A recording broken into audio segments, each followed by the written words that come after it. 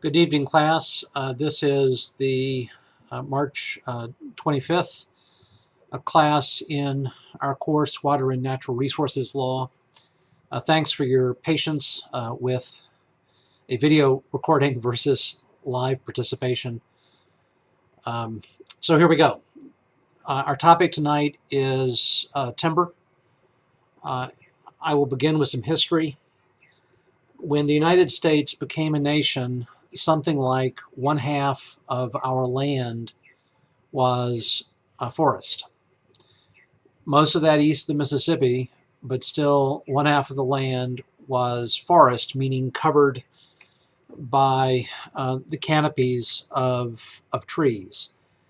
It is said that a squirrel could move from the Atlantic shoreline to the east bank of the Mississippi without touching the ground once at the time of nationhood. In any event, that's where we started more than 200 years ago. By the early 1920s, something like half of that forest was gone as a result of logging, or to use the legal term, timber operations. So why? Just think back about life in the United States, or for that matter, anywhere, before structural steel and concrete became commonplace in the early 1900s. Timber was used in every building, and in addition, furniture, fuel. In many places, wood, not coal, was the primary fuel before oil and natural gas became dominant in the early 1900s. Fences and so forth. Just imagine those uses and you understand why we lost something like 1/2 of our forest by the 1920s. So in response to that, of course, there were federal and state statutes alike, which we will be studying tonight. Let me just fast forward to the present. So 2015, something like 750 million acres of land is classified as forest. Roughly 60% of that is owned by states and private entities, and roughly 40% is owned by Uncle Sam through the Forest Service. So tonight we're talking about not the history, but instead the current reality and the laws that apply to timber operations in our remaining forests. So let me begin with some basic physical, some definitions that you need to know. The technical definition of forest land is that at least 10% of it is stocked by trees of any size. A log is defined as a tree at least 8 feet long. For the purpose of one of the cases that we're reading, merchantable timber refers, of course, to timber that is suitable for being sold as lumber. By the way, in case that's abstract, let me make it very specific for you. As you may know, in San Francisco and also in the East Bay, and for that matter throughout California, there are many eucalyptus trees. These are not native. They were planted in the late 1800s, early 1900s, really to replace the native redwoods, which had been cut down for timber by that time. It turned out that many of the eucalyptus trees, and more specifically the species that were planted from Australia, which was the primary source, are actually not suitable for timber. Why? Because the wood splinters when it is sawn into regular boards. Also, some species, the wood is effectively too tough to be sawn. And even if the lumber is sawable, it may not have the necessary durability, which is meaning the ability to withstand pressure in the form of a person standing on a floor or a person leaning on a table made with lumber. In any event, merchantable means suitable for such uses, and non-merchantable means, well, those defects that I just described. Timber is typically measured in 1,000 board feet, which is 1,000 feet of wood, 1 inch thick. And with that, you know enough terminology for us to proceed with this class. I'm going to begin with timber on federal lands. Again, roughly 40% of the forest remaining in the United States. The organic statute for the Forest Service is dated 1891. That statute was succeeded by another organic statute in 1898, which is what we will talk about primarily. But in any event, by 1891, the federal government had recognized the importance of having one agency with technical expertise and policy responsibility for the management of forest on federal lands. That agency is now called the Forest Service. It is occasionally called the U.S. Forest Service, although that is not technically correct. What is technically correct is U.S. Department of Agriculture Forest Service. The Forest Service is an agency with a very distinct culture as well as structure. Let's begin with structure. The Forest Service is run by a chief. He is called chief. If you meet with him, you say chief. And the chief reports essentially to the cabinet secretary who runs the U.S. Department of Agriculture. The chief, in turn, oversees an immediate office of deputies. Next rung down from the chief are the regional foresters. Regional foresters are called just that. That's their formal title, and it's how you address them. They run all of the national forest within a given region, as the name suggests. So, for example, there's a regional forester for the Pacific Southwest region that includes California and several other states in the Southwest. And that regional forester is used to be based in San Francisco and now is based on the former naval base on Mare Island near Vallejo. So chief, regional forester, then beneath the regional forester are the forest supervisors. There is one supervisor per national forest. Beneath the supervisors, you have district rangers and so forth down the chain of command. What I want you to understand is that this organization is it's quite structured. There are delegations of authority from the chief to the regional forester, and in turn delegations from a given regional forester to supervisors and so forth. Those delegations, and for that matter, the other requirements and procedures that apply to timber sales and all other aspects of management of national forest are spelled out partly in the Code of Federal Regulations, but mostly in non-codified series called Forest Service Handbook, Forest Service Manual, and so forth. If you look behind me in my office, just imagine that the filing cabinets contain the Forest Service Handbook and Manual. The cabinets that you see behind me might be half of the necessary space. The reason I tell you that is simply to help you understand that these non-codified rules are really very specific with respect to delegations of authorities and the standards and procedures that apply to all activities. The institutional culture of the Forest Service, I think you can best think of it as something like the Coast Guard or the military, it of course is not about life and death except during fires when it is, but think of it in that way.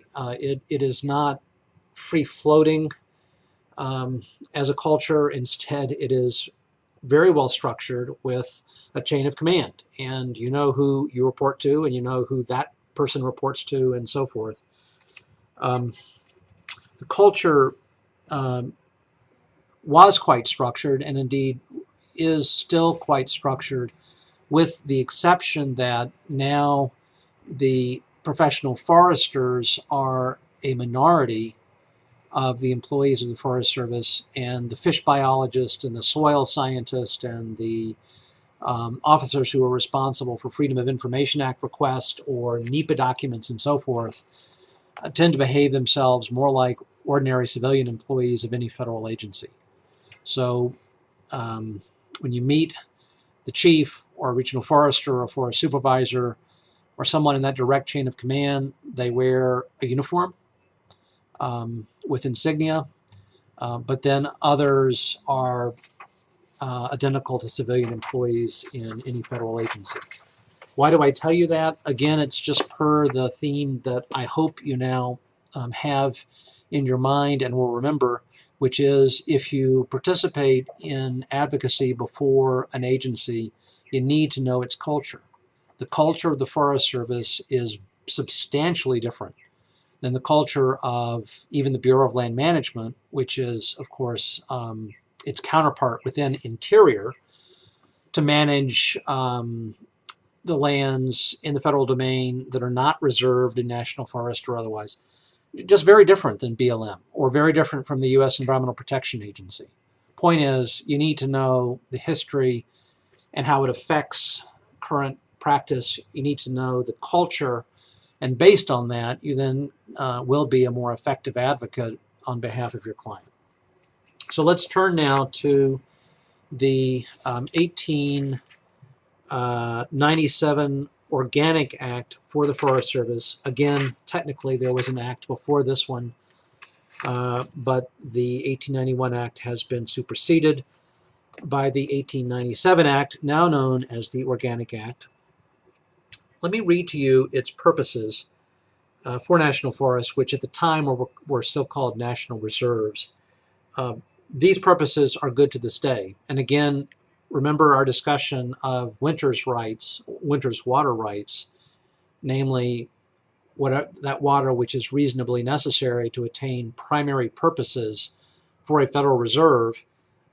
Link that with this. Here we're talking about the primary purposes for any national forest, although there may be supplemental primary purposes stated in the statute which created a given national forest. So the primary purposes that relate to all national forests are to improve and protect the forest within the boundaries for the purposes of securing favorable water flows and to furnish a continuous supply of timber for the use and necessities of citizens of the United States. So think about this as two purposes, because it is, and just think about each purpose very deliberately. So securing favorable water flows. What does that mean? That means water flows favorable for the economic development and other beneficial uses of the downstream lands, well, actually the lands within the national forest and downstream lands in a given watershed. Think about, let's just say, the Tuolumne, which runs through Yosemite National Park, then into the Stanislaus National Forest. That means that the forest will be managed in order to secure favorable flows for the lands within that forest and also downstream in the Central Valley and then beyond into the Delta. That's what it means. Now, I think you understand the physical reality which underlies this legal purpose. I've discussed it before with you, but just to be clear, Um, Imagine a watershed which has no trees, none. When snow melts or it rains, the water will percolate into the soil to the extent the soil is permeable, and then will relatively quickly gather into a creek, into a river, and flow downhill. That's obvious. What may be less obvious is what happens when you then have a forest on that same land. And the short of a very complex physical science is that the forest substantially slows the passage of water from surface to subsoil to creek or river and thus downstream. Something like 1/3 to 1/2 of the effective water storage in California today, well, not today, but on average, is the snowpack. And it's not just because the snow is staying there until it melts. It's also because the snowpack occurs above these national forests. And these national forests tend to hold the moisture as it passes down slope thanks to gravity. So that's what this purpose is about. It's about the connection between forest and water supply for a society. And then a continuous supply of timber. Timber, well, of course, that's obvious. A national forest is for the purpose of timbering. But continuous supply of timber means no clear cutting. Or if there is clear cutting, then you replant. It effectively says that the national forest will be managed sustainably, although that wasn't the term they used, but that was the concept, so as to supply a continuous supply of timber across time. Okay, so that was the Organic Act of 1897. Before I go further, let me just say one of the requirements, the specific requirements in this act to implement those two purposes was that every tree to be harvested must be individually marked. That's no longer true, but that gives you a sense of the pace and the diminished pace and scale of operation, commonplace in 1897 versus today with industrial technology. So 1897 Organic Act. The next significant statute is the Multiple Use Sustained Yield Act of 1960. That act states that national forest shall be administered for outdoor recreation, range, meaning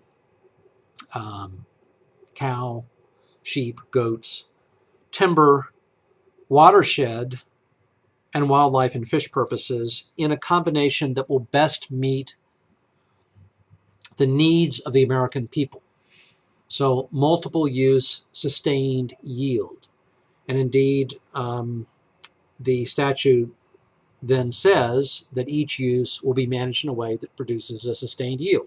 So it's a sustained yield of timber per the 1897 statute, but it's also a sustained yield of fish and wildlife, or recreation, or range, all of them. Now, that is a very significant expansion of the original purposes established in 1897. As administered, this statute permitted tremendous discretion. In effect, a little of this, a little of that, and a lot of that was all perfectly fine. And by 1975, Congress decided that it needed to give more guidance on how to balance these multiple uses in making specific decisions. I'm going to stop this recording because it's at 19 minutes and 25 seconds. I believe that YouTube has a 20-minute limit. I will then pick up in part 2.